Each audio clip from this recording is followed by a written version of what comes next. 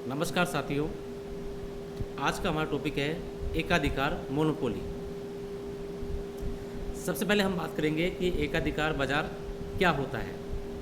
एकाधिकार वह बाजार स्थिति है जिसमें एक फर्म ऐसी वस्तु की पूर्ति करती है जिसकी निकट स्थानापन्न वस्तु बाजार में उपलब्ध नहीं हो। एकाधिकार वह बाजार स्थिति है जिसमें एक फर्म ऐसी वस्तु की पूर्ति करती है जिसकी निकट स्थानापन्न वस्तु बाजार में उपलब्ध नहीं हो। इस प्रकार एकाधिकार होने के लिए निम्न शर्तों की पूर्ति होनी चाहिए। पहली है, एक पदार्थ का एक ही उत्पादक अथवा विक्रेता हो। एक पदार्थ का एक ही उत्पादक अथवा विक्रेता हो, उस पदार्थ के निकट के स्थानापन्न वर्तमान न हो, मतलब उपलब्ध न हो। उस पदार्थ के निकट के स्थानापन्न उपलब्ध न हो। उस उद्योग में प्रवेश पर अवरोध हो। उस उद्योग में प्रवेश पर अवरोध हो। मांग की प्रतिलोच एक से अधिक हो। मांग की प्रतिलोच एक से अधिक हो। फर्म और उद्योग में कोई अंतर नहीं हो। फर्म और उद्योग में कोई अंतर नहीं। अब हम बात करते हैं प्राकृतिक एकाधिकार। कुछ स्थितियों में बड़े पैमाने की बस्तें प्राप्त करने के लिए आवश्यक है कि एक ही फर्म को वस्तु उत्पादन में एकाधिकार हो। बाजार की स्थिति ऐसी होती है कि वह एक से संयंत्र के लिए उपयुक्त हो। उदाहरण के लिए रेल परिवहन, जल आपूर्ति, विद्युत आपूर्ति आदि। सरकारी उपक्रमों की स्थिति इसी के अंतर्गत आती है। प्राकृतिक एकाधिकार एक बार दोबारा कहेंगे कि कुछ स्थितियों में बड़े पैमाने की बस्तें प्राप्त करने के लिए आवश्यक है कि एक ही फर्म को वस्तु उत्पादन में एकाधिकार हो। बाजार की स्थिति ऐसी होती है कि वह एक से संयंत्र के लिए उपयुक्त हो। उदाहरण के लिए रेल परिवहन, जल आपूर्ति, विद्युत आपूर्ति आदि। सरकारी उपक्रमों की स्थिति इसी के अंतर्गत आती है। एकाधिकार के बारे में भ्रांतियाँ। कीमत और उत्पत्ति के बारे में भ्रांति यह है कि एकाधिकारी कीमत और उत्पत्ति को एक साथ निर्धारित कर सकता है, परंतु सत्य यह है कि एकाधिकारी कीमत और उत्पत्ति में से किसी एक समय में किसी एक को ही निर्धारित कर सकता है।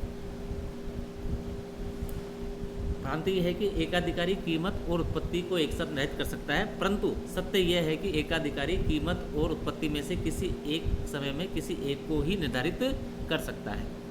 लाभ के बारे में भ्रांति यह है कि एकाधिकार हमेशा असामान्य लाभ प्राप्त करता है, परंतु अल्पकाल में एकाधिकारी को हानि भी उठानी पड़ सकती है, परंतु हानि की मात्रा TFC टोटल फिक्स्ड कॉस्ट से कम होनी चाहिए, नहीं तो उत्पादक अर्थात एकाधिकारी उत्पादन बंद कर देगा। भ्रांति यह है कि एकाधिकारी हमेशा असामान्य लाभ प्राप्त करता है, परंतु अल्पकाल में एकाधिकारी को हानि भी उठानी पड़ सकती है, परंतु हानि की मात्रा TFC से कम होनी चाहिए, नहीं तो उत्पादक अर्थात एकाधिकारी उत्पादन बंद कर देगा। मांग की लोच के बारे में भ्रांति यह है कि एकाधिकारी के उत्पादन के बिंदु पर मांग बेलोजदार E1 से कम होती है। ये सही नहीं है, क्योंकि साम्य में MR बराबर MC। जब E1 से कम हो तो MR नेगेटिव होगी, इसलिए MC भी नेगेटिव होगी, जो संभव नहीं है। अतः मांग बेलोजदार नहीं हो सकती। E शून्य भी नहीं हो सकता, क्योंकि E शून्य होगा तो MR शून्य होगी, और MR शून्य होगी तो MC भी शून्य होगा, जो संभव नहीं है। अतः एकाधिकारी वहीं उत्पादन करेगा जहां मांग की लोच एक से अधिक हो।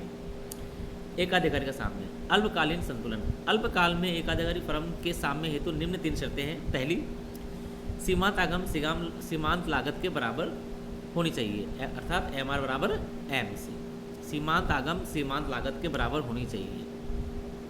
दूसरी है, अल्पकालीन सीमांत लागत वक्र सीमांत आगम वक्र को नीचे से काटे, अर्थात SMC वक्र का ढाल MR वक्र के ढाल से अधिक होना चाहिए।